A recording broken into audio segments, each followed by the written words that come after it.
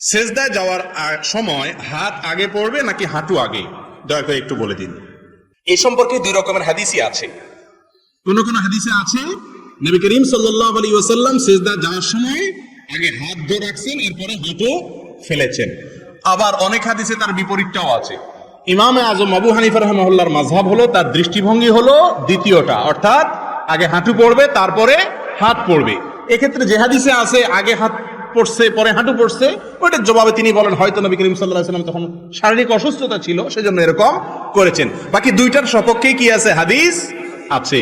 কামড়া কামড়ির পক্ষে কোনো হাদিস নাই। কথা বুঝতে পারছেন? এরপরের প্রশ্ন, জামাত চলাকালীন সময়ে নামাজে ইমামের কোনো ভুল হলে মুসল্লিরা যদি তাকবীর না দেয়, জামাত শেষে ভুল হওয়ার কথা না বলে, তাহলে নামাজ হবে কিনা?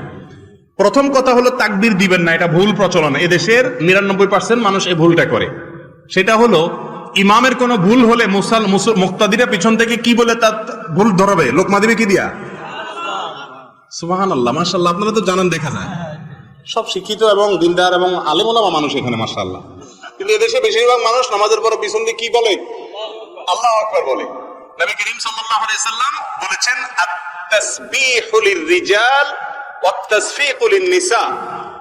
ইমামের ভুল হলে পেছনে মুক্তাদি যদি মহিলা থাকে তাহলে এভাবে হাতে বাড়াই দিবে, মানে ইমাম সাহেবরে বুঝাবে যে ইমাম সাহেব পেলাইনে চলে যাচ্ছেন। কথা বুঝতে পারছেন?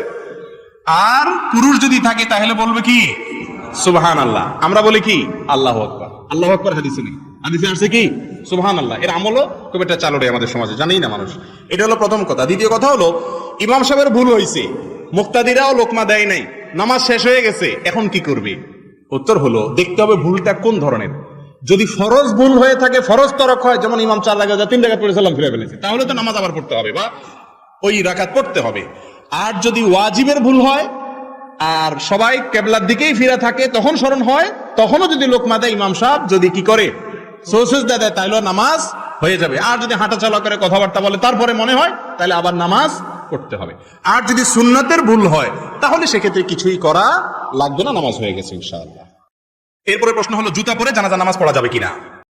উত্তর হলো, অবশ্যই যাবে।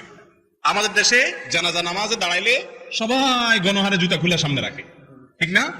রাসূল করিম সাল্লাল্লাহু আলাইহি সাল্লাম বলেছেন, সাল্লু ফি নিআলিকুম, ও মুসলমানরা তোমরা জুতা পরে নামাজ পড়িও যদি প্রয়োজন হয়।